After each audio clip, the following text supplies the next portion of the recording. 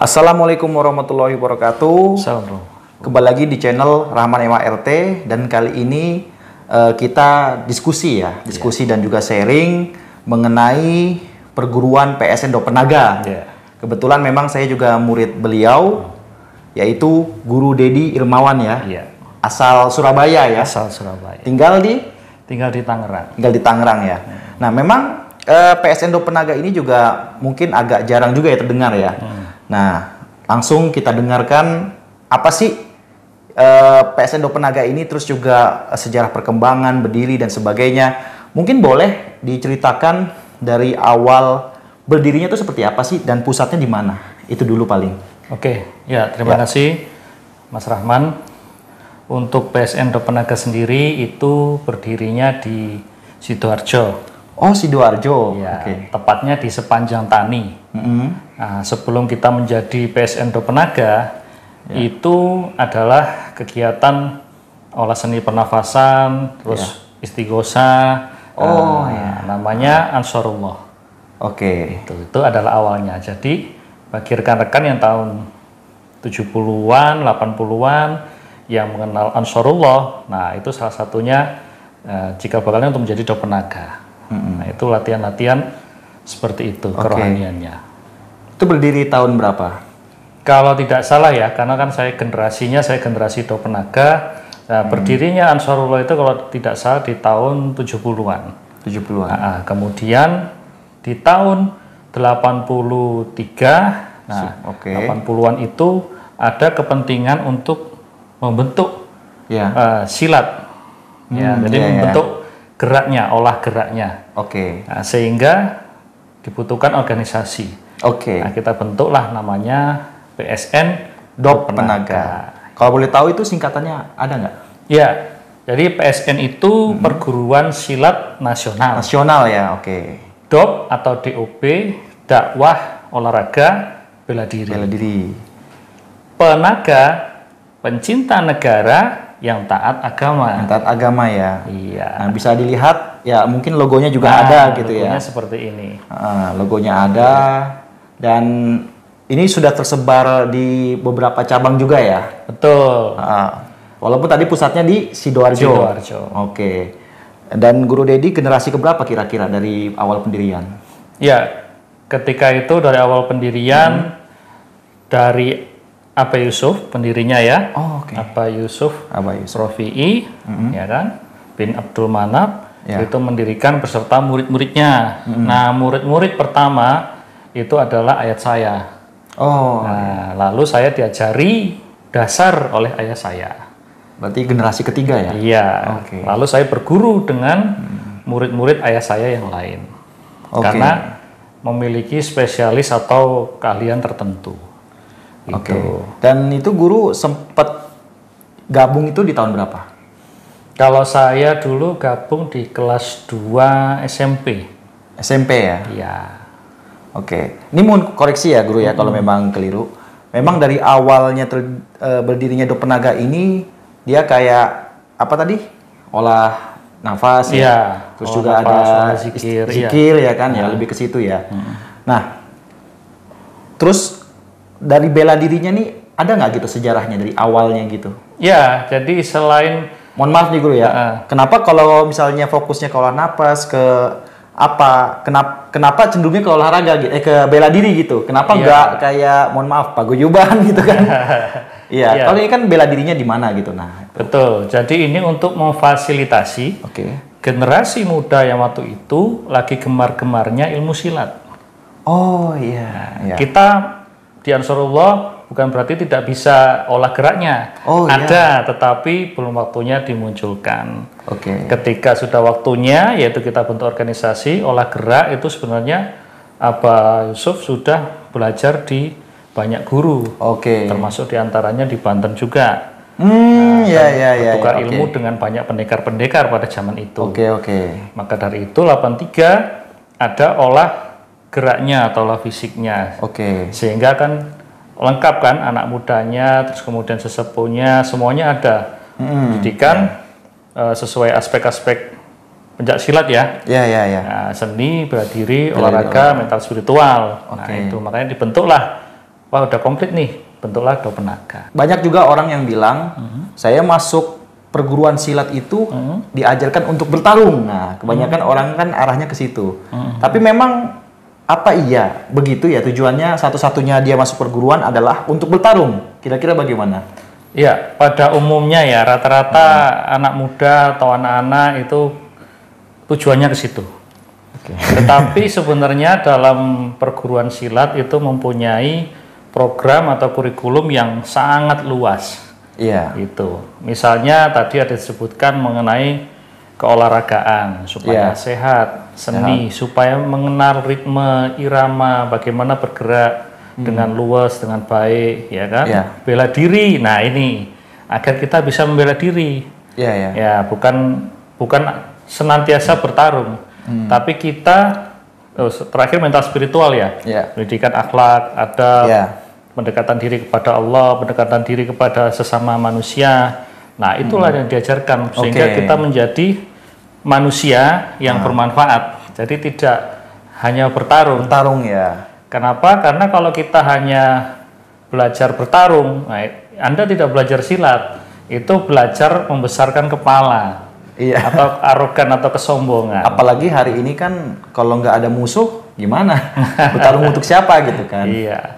Jadi memang spiritualnya juga terbentuk gitu ya. Spiritual juga nilai-nilai kehidupan yang diajarkan ya. Nah, jadi mungkin untuk penekanan ya, Abah Yusuf ini motif untuk mendirikan PSN Dopenaga ini apa kira-kira ya? Ya, beliau sering kali menyampaikan tausiah bahwa yang paling utama dalam kita belajar pencak silat ini yaitu supaya kita menjadi manusia yang lebih baik, lebih baik dan juga bermanfaat.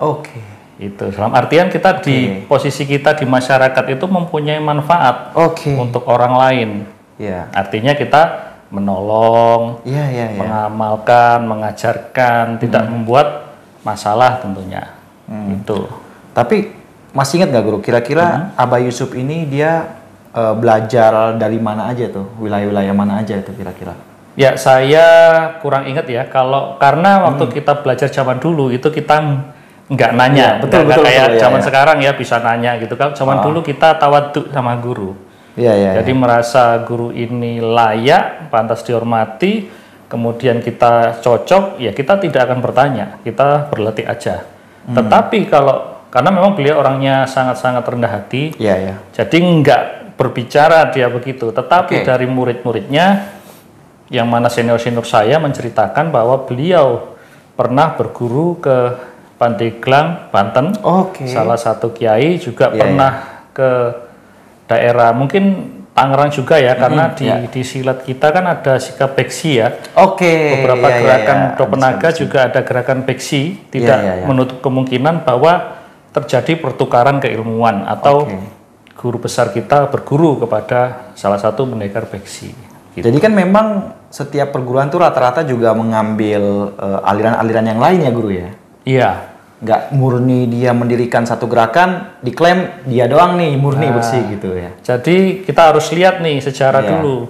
Ada yang memang kuno atau tua yang hanya satu aliran saja. Namun dengan perkembangan zaman akan mengadaptasi aliran-aliran lain dengan kesepakatan bersama. Misalnya saya atau guru besar ketemu pendekar lain, saling belajar, sharing ilmu, maka disepakati, oh kamu boleh pakai ini. Lah makanya di Dopenaga itu ada juga jurus cimandenya.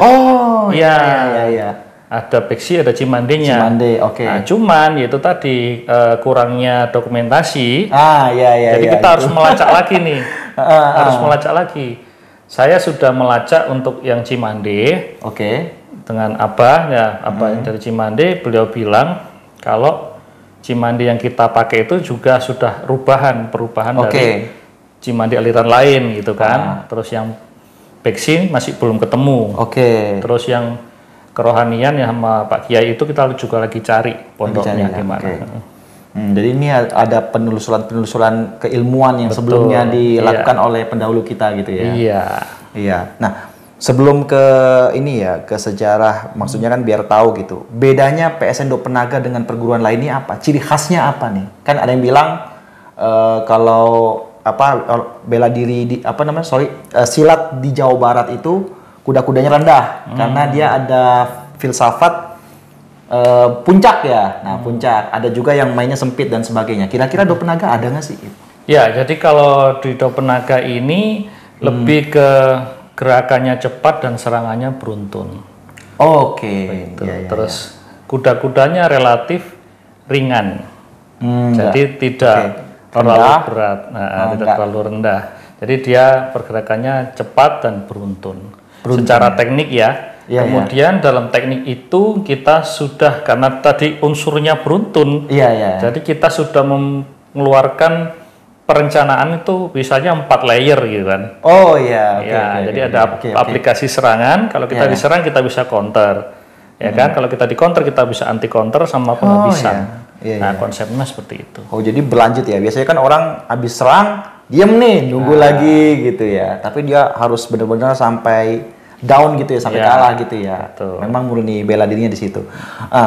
Menarik juga nih Guru ya. Barangkali bisa nggak diceritakan sedikit sejarah perkembangan ini kan? Apa mungkin sejarahnya dari awal berdiri sampai sekarang lurus-lurus aja atau tidak ada gejolak atau gimana? Ya, memang saya pernah mendengar cerita ada pergesekan antara perguruan yang lain, tapi kita tidak perlu sebutkan. Tapi kurang lebih polanya seperti apa itu, Guru? Itu. Jadi begini, dalam suatu kebutuhan perjuangan sama-sama silatnya ya. Nah, jadi perguruan kita waktu itu 83 sudah berdiri, kemudian ada sesepuh-sesepuh lain dimintain tolong untuk mendirikan perguruan sebelah, katakanlah begitu oke. Sehingga bisa membantu perjuangan bersama-sama. Itu. Namun pada akhirnya setelah kita support, setelah kita bantu, terjadi klaim-klaim bahwa ini cabang mereka, terus kemudian ini karena perjuangan sama-sama, kamu gabung sama kita aja. Nah, seperti itu.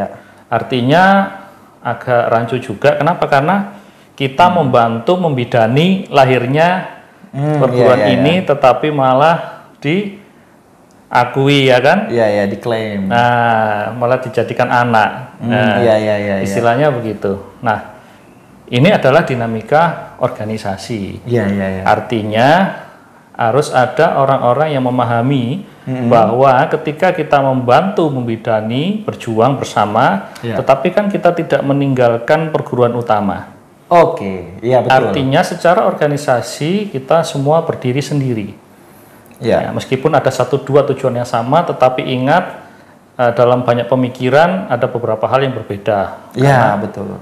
Itulah kita sebut PSN, Perguruan Silat Nasional. Kita tidak mengacu pada golongan tertentu. Oke. Ya, mungkin barangkali kalau ada rekan-rekan yang menonton dan juga merasa berbeda pandangan atau merasa wah ini sejarahnya nggak bener nih, yang bener saya gitu. Ya mungkin bisa untuk mengajukan atau membuat suatu forum gitu ya. Bila kita diskusi sama-sama, kita sharing dan silaturahmi gitu kan. Ini kan namanya penangkapan setiap orang tuh berbeda-beda gitu dan semua tuh punya alasan tertentu gitu kan. Bisa jadi memang sanatnya itu kalau bahasa itu kan sanat ya. Sanatnya itu mutasil atau munfasil atau dia tidak sampai gitu. Ya kan? Sanatnya nggak sampai, dia menyampaikan semaunya dia. Cuman itu terjadi kira-kira di kisaran tahun berapa ya, Guru? Itu terjadi dalam rentang 86 ke 90 ya. 90? Ya, dari 86 ke 90 itu saya mulai ingat itu ya, saya masih ingat, masih kecil. Jadi Do Penaga itu sudah sangat luas. Kalau teman-teman yang saat ini di Tuban atau di Sidoarjo, ya pasti yang umur-umur sekitar 50 itu sekarang ya, sekitar 50 ke atas pasti mendengar Do Penaga. Nah, dulu di Tuban itu kita ada 14 kecamatan. Itu kan. Jadi Do Penaga itu besar sekali. Namun dinamika organisasi menjadi menyusut. Nah, oleh karena itu memang sifat kita dari Do Penaga itu ya mengalah. Karena kita tidak perlu meributkan hal-hal yang kurang penting yang tidak ada manfaatnya. Betul. Artinya tadi kan sesuai kata guru besar kita, intinya adalah bagaimana kita berusaha bermanfaat lebih luas. Betul. Itu ya filsafatnya dari situ gitu. Nah, kira-kira dari tahun 90-an terus juga 2000, kira-kira 2000 ke 2010 itu ada masalah lagi nggak gitu? Yang mencolok ya? Nah, di tahun 97 96 itu kan saya baru masuk ya. Sebelumnya saya diajari ayah saya, tapi resminya 97 96 itu menjadi belajar, dan sanad saya yaitu dari guru Bambang atau menantunya guru besar. Saya juga berlatih juga dengan guru besar. Ada momen-momen tertentu. Kemudian sampai seiring kita berkembang. Nah, kita ada satu cabang nih yang saya juga nggak tahu gitu kan. Maksudnya nggak tahu itu begini. Ya mungkin karena saling sibuk sendiri ya. Saya diberitahu sama murid saya, guru, kok ada Dopenaga Jember gitu kan? Nah, saya kan hilang link karena saya habis dari Surabaya mendirikan di Tangerang, tidak dapat info dari pusat juga. Tahu-tahu di YouTube ada Dopenaga Jember. Nah, kita datangi kan, kita harus kita kontak untuk ini gitu kan. Semuanya berjalan lancar. Gitu. Sampai dengan adanya istilah akuisisi bahwa ya digabungkan. Kayak perusahaan aja. Dua organisasi ini digabungkan gitu, sehingga ya kembali ke dinamika yang masa lalu gitu kan. Namanya jadi nama yang baru itu. Iya, digabung-gabungkan sehingga kan kurang etis karena menurut ADRT ya sendiri-sendiri. Beda-beda gitu. Iya kan, kalau memang kita berbicara secara hukum gitu kan, karena saya kebetulan juga concern ke situ gitu kan. Ya tinggal ditunjukkan aja SK-nya gitu. Kalau memang mau secara rinci SK-nya dan juga pengakuan-pengakuan dari guru besar gitu, mana yang benar, mana yang salah gitu. Jangan hanya menjustifikasi seseorang, pada akhirnya ternyata dia nggak ada bukti gitu, tidak ada faktanya kan. Yang bahaya generasi sekarang itu main konten, main posting. Aduh iya, karena mungkin menang di masa dan viewernya ini gitu. Tanpa mengecek kebenaran berita itu di pusatnya, saya bilang ya, di pusatnya. Itu jangan hanya di suatu daerah Anda anggap itu benar. Tanyalah ke pusat, siapalah pengurus pusat itu, artinya harus bertanya apakah benar informasi ini. Iya, betul sih. Tapi mau bagaimanapun sih, walaupun ada orang lain mengklaim, kalau menurut saya ya guru ya, jurus itu tidak bisa dibohongi gitu. Ya kan, ketika orang mempelajari jurus, saya dapat jurus gitu, tapi belum tentu tahu pengaplikasiannya. Belum tahu dia ini filsafatnya apa, ya asal-asal jurus-jurus aja gitu, cuma kesenian belaka. Padahal kan dari balik itu kalau guru-guru yang murni itu sudah mengetahui secara rinci gitu. Gitu ya, ini ya sebenarnya sih ya jalan aja gitu kan, lagi-lagi kan kembali lagi ke ngalah aja gitu.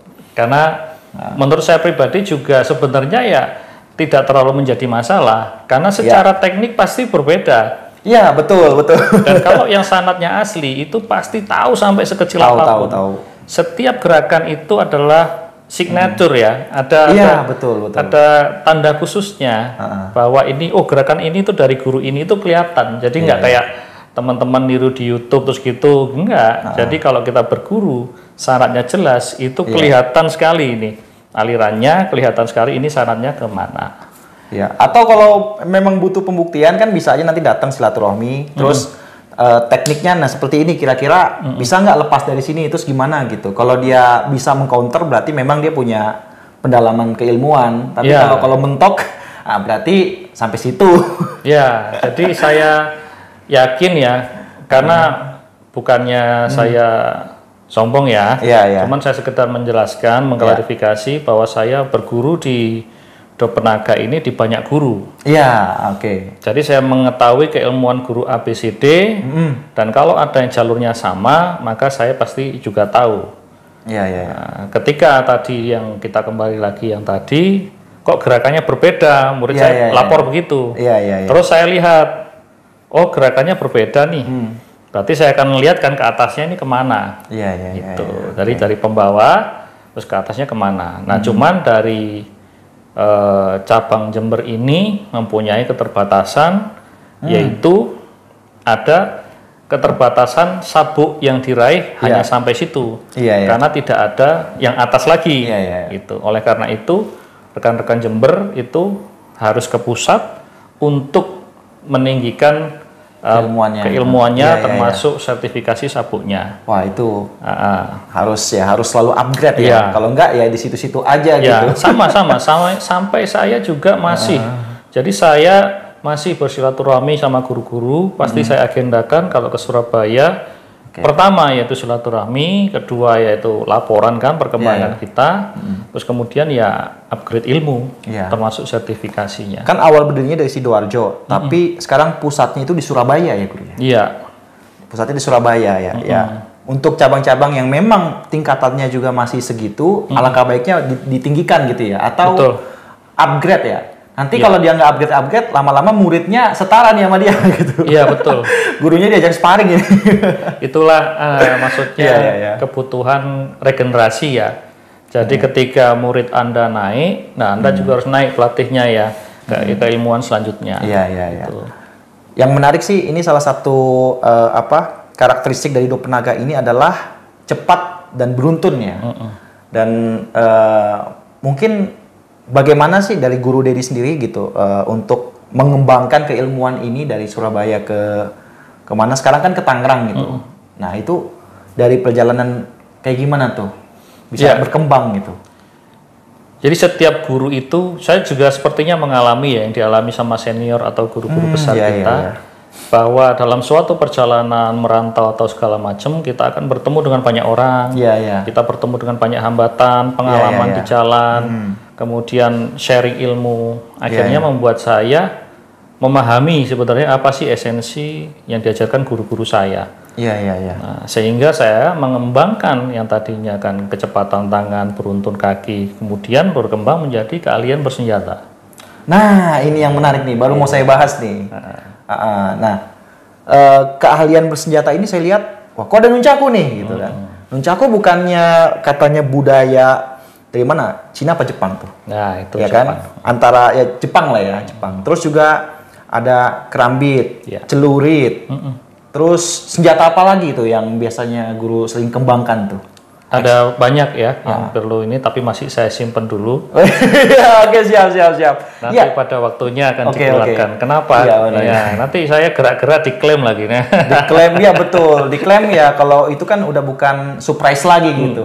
Jujur ya, ini kayak celurit, ini aja baru dikeluarin gitu. Padahal ya mungkin guru juga sudah lama mengembangkan gitu. Tiba-tiba buka kelas aja loh, celurit gitu. Saya baru tahu. Awalnya kan mungkin nunchaku sama kerambit gitu. Kok bisa dari istilahnya budaya luar ya, kayak nunchaku ini kan dari luar, tapi bisa dikombinasikan dengan jurus yang dimiliki secara lokal gitu. Kok bisa ada kombinasi gitu? Jadi awalnya ini sebenarnya ya bisa dibilang ini ya kebetulan ya. Jadi ketika saya naik sabuk menjadi yang selanjutnya ada pemahaman senjata, tetapi saya kurang suka senjata golok. Oh iya, golok itu udah umum banget ya, udah umum.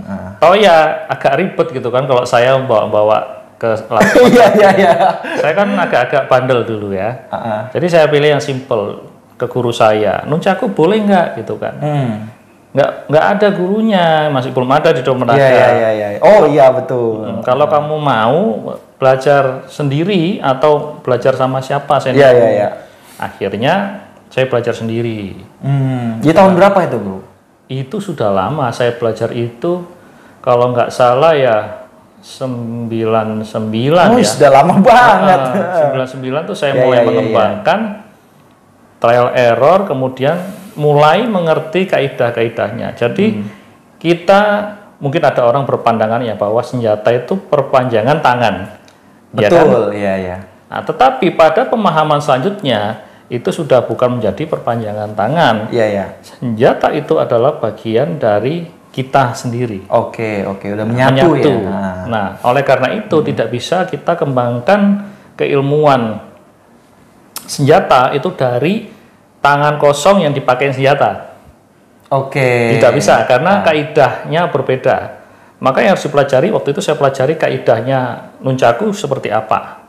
Kelemahan, kekurangan, lintasan segala macam itu saya gunakan. Kemudian setelah berhasil saya bisa merumuskan. Nah, itulah baru terbentuk namanya sistem senjata nunchaku. Dari khas Dopenaga. Semua orang bisa pakai, tapi saya bilang sekali lagi setiap gerakan itu sudah ada kayak signaturnya ya. Kayak khasnya siapa ini gerakannya pasti. Otomatis kan pasti namanya kita punya suatu produk nih atau apapun itu karya, orang lain kan akan menguji gitu. Nah, pasti banyak ujiannya di situ. Ini bener nggak gitu. Terus kalau ini gimana, itu gimana gitu kan. Betul. Pasti guru mengalami juga kan ketika menemukan murid-murid yang kritis gitu. Ya. Jadi saya banyak menemukan teman murid yang kritis mencoba hal ini hal itu. Namun karena kita memang serius dalam mengembangkan, selalu kita mempunyai keilmuan atau anti-antinya. Bagaimana cara counternya. Nah, makanya ini saya harus tekankan bahwa sekedar bisa dan mengembangkan itu jauh berbeda. Iya, benar-benar. Nah, terus juga tadi ada Nunchaku ya, itu padahal komunitasnya aja di tahun 2008 ya. Betul. Lama banget dari 99 ke 2008, berarti memang sudah benar-benar ditingkatkan banget gitu. Nah, nanti ya kalau untuk senjata apa lagi ya itu nanti rahasia gitu ya. Surprise gitu ya. Tapi ciri khas Dopenaga ini memang tidak akan ada habisnya ya untuk pengembangan keilmuan ya. Nah, itu bagaimana sih guru ketika memarketkan diri gitu waktu sampai di Jakarta? Kan orang nggak paham, apalagi Dopenaga ini masih agak sedikit jarang dikenal gitu. Itu gimana kok bisa sampai gitu? Apa guru bikin poster gitu terus habis itu nih ya yang mau belajar gitu? Atau gimana itu promosinya? Jadi gini, bagi rekan-rekan yang ingin istilahnya mengembangkan atau supaya lebih dikenal, nah, yang saya lakukan dulu kan saya merantau ya. Kalau namanya merantau ke kota orang sudah nggak punya siapa-siapa. Ya kan, maksudnya itu ya harus kenal orang baru dan segala macam. Nah, namun pada waktu itu saya sudah berpikiran terbuka untuk berkumpul dengan rekan-rekan bela diri lain. Waktu itu diskusi di forum Kaskus. Jadi ada forum martial art namanya Kaskus. Di situ saling kenal. Pada saat itu mungkin pada tahu ini ya. Kemudian kita gathering. Gathering, bertemu semua, saling kenal, kemudian sharing atau kita tunjukkan keilmuan.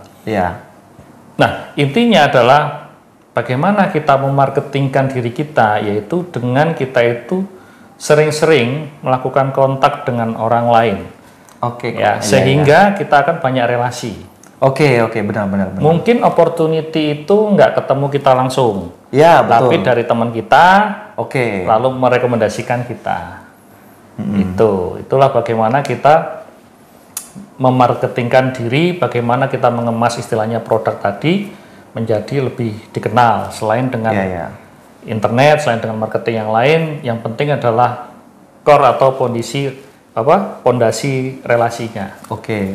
Dari hubungan individu dengan individu gitu ya. Berarti sama halnya kita aktivitas seperti biasa ya, kerja ya main gitu ya. Tapi sambil dijalankan hobinya juga. Barangkali kalau memang ada yang berminat, masuklah di situ ya. Nah, dan cukup menarik nih. Guru kan saat ini memiliki banyak murid dari luar negeri gitu. Itu dari negara mana aja kalau boleh tahu? Ya kita berbicara pengembangannya sejauh ini gitu. Maksudnya dari mana aja tuh?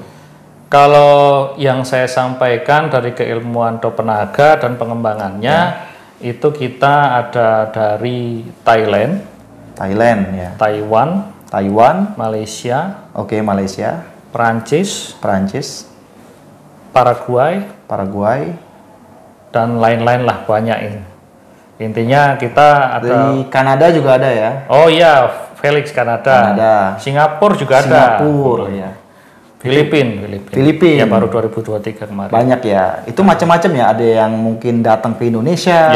Ada juga yang lewat online. Waktu itu pandemi ya, sempat pandemi ya. Wah, itu luar biasa. Bagaimana kita mengajarkan silat tapi lewat online gitu.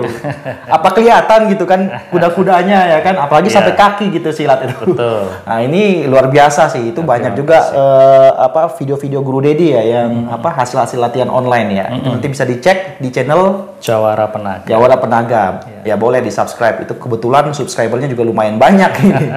Nah, ada juga mungkin yang sudah pernah ke negaranya langsung ya Guru ya? Itu di mana? Thailand ya. Thailand tuh langsung mengajarkan gitu. Betul. Jadi di 2023 kemarin di bulan Mei diundang untuk melatih kerambit di ya. Thailand. Di sana pesertanya itu dari Thailand ya. Filipina, ya. Singapura, Malaysia, nah seperti itulah. Berarti ini Dopenaga sudah go internasional nih. Alhamdulillah gitu. ya. Tapi untuk di Indonesia sendiri yang sering guru adakan pelatihan ini sudah ke kota mana aja itu? Ya, jadi selain ini yang dimaksud dengan pengembangannya ya. Pengembangan jadi ya, pengembangan. Kita jangan berhenti di perguruan. Betul. Jadi kita tetap melakukan pendekatan yaitu dengan bentuk workshop misalnya. Workshop nunchaku, workshop kerambit. Orang-orang di luar perguruan yang ingin mengenal keilmuan kita. Iya. Nah, itu sudah pernah saya lakukan di Jakarta, Tangerang, Surabaya, Ponorogo, Salatiga, Malang, banyak lah gitu. Tapi masih di Jawa. Masih di Jawa ya. Sama yang tadi Thailand tuh. Kalau di luar Jawa? Di luar Jawa belum. Belum ya. Kalau ada yang mau ngundang, nah ayo. Ya. Sumatera, Kalimantan, Sulawesi, Papua, Bali gitu ya. Kan. Bali ya. Tapi bukannya ada yang dari kalau online ada ya? Online ada. Online ada, cuman yang secara langsung ya. Kalau online kan bukannya emang banyak ya. Online banyak tuh.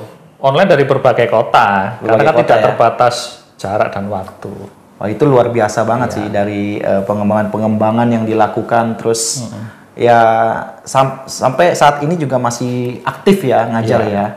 Ditambah kan ngajar orang luar itu nggak mudah itu. Betul. Nah itu kebetulan langsung belajar bahasa Inggris itu. Emang guru sebelumnya apa kursus ya? Apa gimana ini guru? Kan apalagi guru merantau gitu. Apa langsung kursus atau gimana itu? Saya sebenarnya dari SMP ya, yang lebih serius belajar bahasa Inggris. Jadi SMP mulai serius belajar bahasa Inggris karena kebutuhan mau main game. Main game Nintendo, butuh penerjemahan itu kan. Jadi saya setiap itu belajar pakai kamus. Iya, zaman dulu kamus ya, sekarang udah ada Google Translate. Iya. Sebelumnya kamus ya, terus? Pas itu kelas SMA ya, lebih intens kan dengan PS2 ada RPG. Itu harus banyak baca, banyak ini. Akhirnya kosakata itu banyak kita punya. Terus PS2 udah ada suara kan, cara conversation itu ada. Jadi makanya teman-teman jangan sepelekan belajar dari bentuk apapun. Awalnya mungkin iseng ya kayak gitu ya. Betul. Kita nggak tahu nanti bawa kemana. Dan itu dipakai banget gitu ya. Nah, ternyata kepake banget. Nah, murid-murid saya atau customer saya kan juga jualan online, heran kok sebagai orang Indonesia Inggrismu udah bagus gitu kan? Iya, betul. Gitu. Terus dia nanya, belajar dari mana? Dari PlayStation gitu kan? Luar biasa, ini jarang sekali gitu yang ditemukan. Udah itu, nah ini ya kita sama-sama nih bagi yang menonton video ini. Yuk kita angkatkan budaya kita Indonesia ke luar negeri gitu. Ya syukur-syukur di lingkungan kita sudah tersebar, tapi alangkah baiknya sampai keluar gitu. Jadi kayak mengenalkan budaya ya. Ini luar biasa nih sampai ke mancanegara bahkan ke internasional juga sampai gitu ya. Yang perlu dipegang yaitu ini ya. Kita tidak perlu meniru ya kan budaya-budaya luar kalau kita mau membawa budaya kita sendiri. Kenapa? Seperti murid kita Felix dari Kanada itu, dia kesini justru tertarik dengan filosofi-filosofi. Iya, betul, filosofi-filosofi. Dengan nasihat-nasihat, dengan cara-cara kehidupan. Nah, seperti itu. Makanya sebenarnya pencak silat keren itu dia pengajarannya karena mind, body, and soul. Jadi pikirannya itu kita pintarkan, iya kan, badannya kita sehatkan, terus kemudian jiwanya itu kita hidupkan. Jadi mempunyai jiwa-jiwa yang bermanfaat. Padahal mohon maaf ya, maksudnya kadang murid-murid yang diajarkan tuh tidak semuanya satu agama ya. Lintas agama ya. Ini agama. Untuk memasuki kayak gitu kan unsur dakwahnya luar biasa susahnya, bukan main ini gitu. Jadi makanya di situ kan ada DOB. Dakwah olahraga bela diri. Jadi kita berdakwahnya atau menyampaikan kebaikan itu melalui olahraga dan bela diri. Jadi tidak selalu dalam bentuk agama. Kita mengajarkan juga nasihatnya. Nasihat, betul. Bagaimana cara hidup. Ya meskipun itu juga ya kita alami sebagai seorang muslim yang kita jalani. Betul. Dan kebetulan yang murid dari Kanada itu kan bilangnya di perbedaannya ada salah satu bela diri gitu. Wah, kalau belajar di bela diri yang lain nih, yang umum, habis latihan langsung cabut nih gitu, selesai. Tapi dia terharu habis mengikuti silat, katanya kalau habis latihan diajak ngobrol dulu silaturahmi. Kalau ada masalah ya paling nggak kita ajak ngobrol gitu. Jadi ya namanya aja silat gitu, silaturahmi. Itu ya bedanya dengan bela diri yang lain gitu ya. Gitu. Bela diri pencak silat ini mengkhususkan pada hubungan guru dan murid juga. Kekuatan hubungan itu. Jadi bagaimana kita bisa dekat ya dengan murid sehingga murid juga dapat barokahnya dari guru. Dan bisa dilakukan dalam bentuk apapun, dalam nasihat atau makan bersama dan lain-lain. Betul. Dan memang itu yang harus bahkan kayak salah satu artis nih, Iko Uwais aja dia bilangnya dulu kalau latihan kita latihannya sebentar, ngobrolnya lama. Gitu kan, itu yang sudah luar biasa, dia sudah menjadi aktor di luar negeri gitu. Iya kan, mau bagaimanapun ya kuncinya tidak hanya dilatih untuk bertarung ya guru ya. Gitu. Karena kebetulan yang saya pernah bikin konten gitu, terus ada yang komen, ya kita diajarkan untuk bertarung, bukan goreng pisang gitu. Pikirannya maksudnya saya menggoreng opini lah, menggoreng kata-kata dan sebagainya. Terus ya saya bilang ya bertarung untuk siapa? Siapa menurut Anda musuh hari ini gitu? Pastikan. Saya juga mau ngejebak dia. Ini malah nanya balik. Menurut Anda ada nggak musuh hari ini? Ya kalau nggak diajarkan bertarung ya untuk apa lagi gitu. Nah ini sebenarnya mindset yang harus disampaikan gitu. Khawatirnya nih ya, murid kan dimaklumi lah kalau memang pengertiannya belum sampai situ. Tapi kalau guru ternyata berpikirannya seperti itu, wah bahaya juga gitu. Makanya harus ada istilahnya penyeragaman. Penyeragaman setiap tahun atau setiap berapa bulan, penyeragaman gerakan. Penyeragaman pikiran ya. Jadi kita itu bergerak dalam jalur yang sama. Jadi satu perguruan tapi beda-beda pemikirannya. Jangan sampai seperti itu. Setiap perguruan mempunyai identitas masing-masing. Itulah yang dipegang, prinsipnya dibawa. Jadi jangan sampai yang ini ke sana, yang sini kita belajar silat untuk bertarung misalnya gitu. Yang sini oh enggak gitu, kita untuk seni aja. Bingung kan? Wah, ini nanti benderanya sama nih. Akhirnya keluar aja dah. Iya. Dan memang kenapa di sini ada logo IPSI, karena memang sudah resmi ya di bawah naungan IPSI ya. Dan kebetulan sudah ikut di beberapa pertandingan ya. Dan banyak juga yang mendapatkan medali ya. Ya syukur alhamdulillah. Medali emas, perak dan juga perunggu dari macam-macam. Jadi di sisi lain prestasinya juga ada nih. Selain kita tradisinya mengajarkan ke orang-orang, apalagi lintas agama, lintas negara itu luar biasa banget. Saya yakin juga nggak semua bela diri itu bisa sampai ke titik itu gitu. Ya tergantung gurunya juga gitu, tergantung cara dia bisa memainkan itu. Nah, dan mungkin sebelum terakhir nih, kira-kira, nah ini maksudnya kan untuk mematahkan nih ya opini-opini. Silat ini jangan-jangan menggunakan guna-guna nih, jimat nih, pertapa di sungai, pertapa siang malam, supaya kebal dan sebagainya. Itu di Dopenaga emang ada nggak sih seperti itu gitu? Supaya kita seragam semua nih, baik dari guru, murid, pelatih-pelatih yang lainnya tuh memahami sebenarnya ya kayak gimana sih gitu. Ya, jadi dalam konteks pemahaman ini bela diri itu berkembang. Pemikiran perguruan juga berkembang. Dengan adanya aturan baru pertandingan, maka kurikulum perguruan nanti akan dirubah juga. Dalam artian itu dinamika pergerakan perkembangan zaman. Ya kan? Nah, kalau menyangkut dengan yang itu tadi, maka kita juga mengikuti perkembangan zaman. Apakah latihan-latihan dalam bentuk seperti itu diperlukan? Ya kan? Ini menarik nih. Nah, apakah bentuk-bentuk latihan itu diutamakan, diprioritaskan? Kalau kita adalah perguruan prestasi, maka yang kita gunakan yaitu mengenai pengetahuan sport science.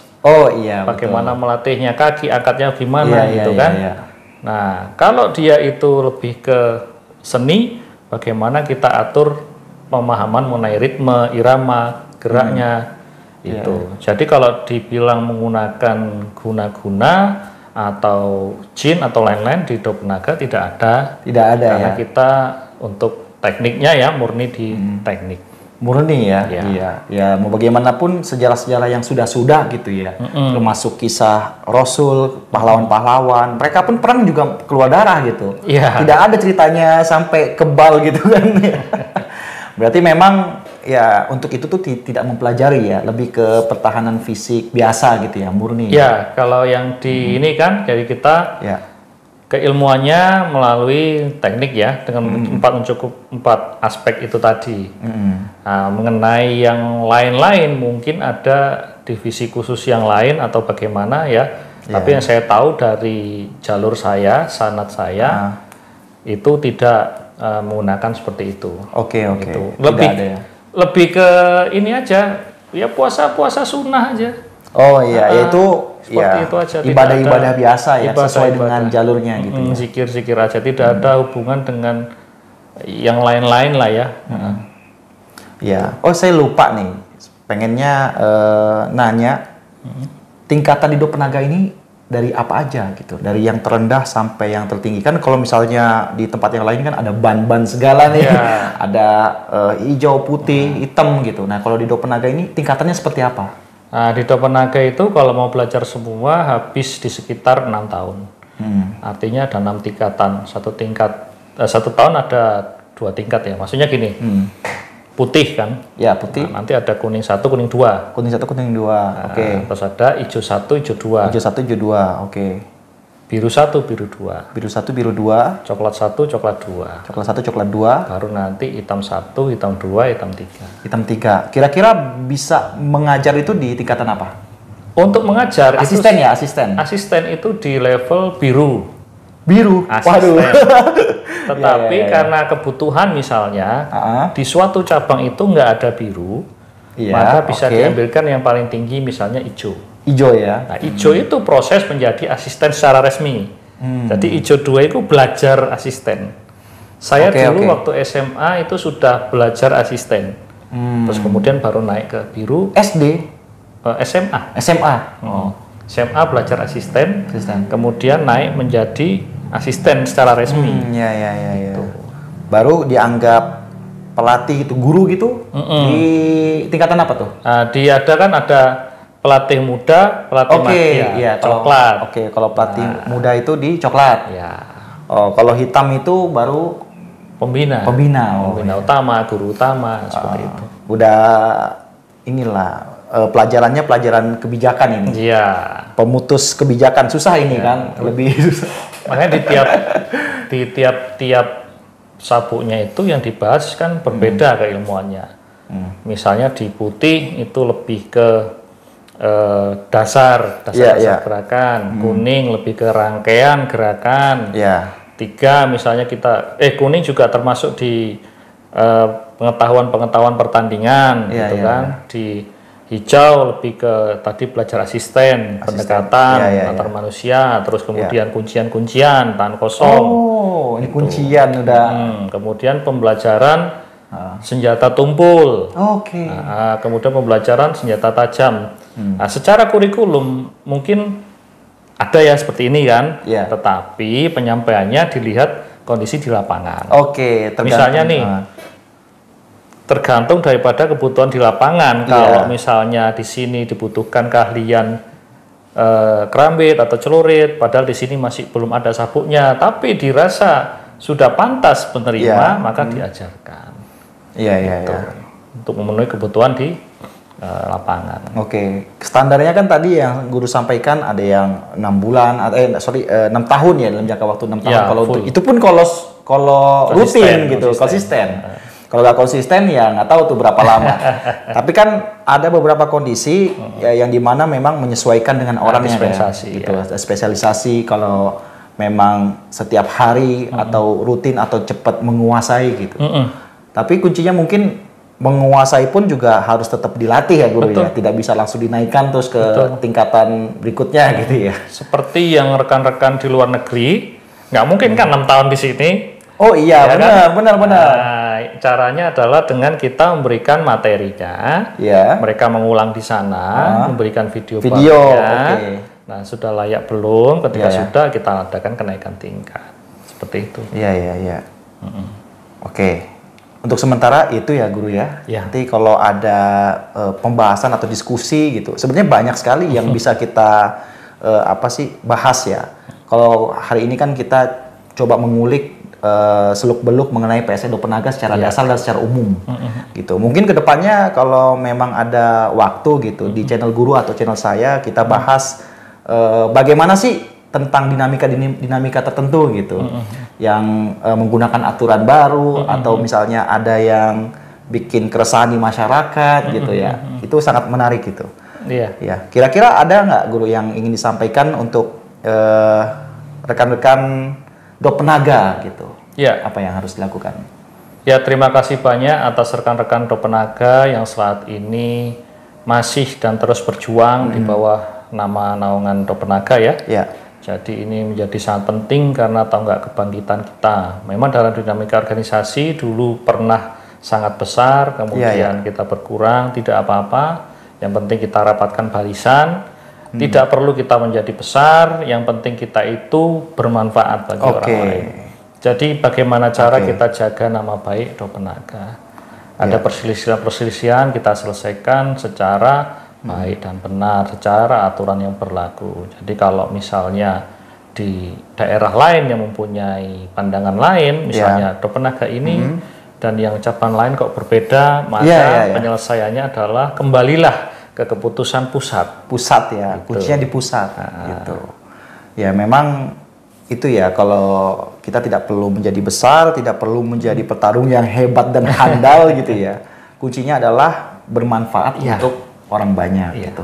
Yaudah, sementara itu saja. Terima kasih guru sudah memberikan pemaparan ini kan, atau misalnya sekilas tentang Do Penaga ini, karena sejauh ini saya cari di website dan cari di mana-mana itu susah sekali gitu. Dan ada memang istilahnya salah satu selebgram gitu, dia pengen mengangkat nama silat, tapi kan satu perguruan misalnya dia mau up itu, tapi namanya perguruan sudah besar, kadang bingung koordinasinya sama siapa gitu. Apalagi kan namanya silat tuh ada juga yang ada dualisme gitu, ada dinamika organisasi. Saya pengen ngajuin itu, pengen di up.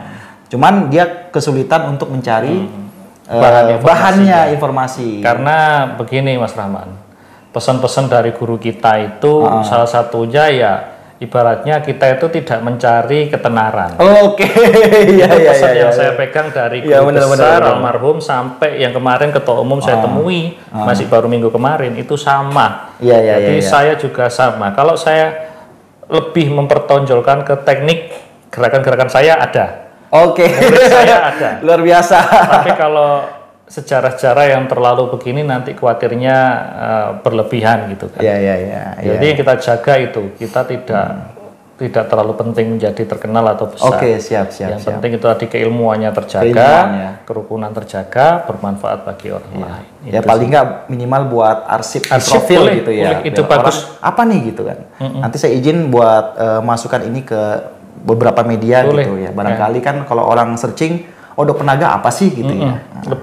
Lebih ke mencatatkan informasi sehingga orang mudah menemukan kita. Iya, itu saja. Itu. Terima kasih banyak guru. Wassalamualaikum warahmatullahi wabarakatuh.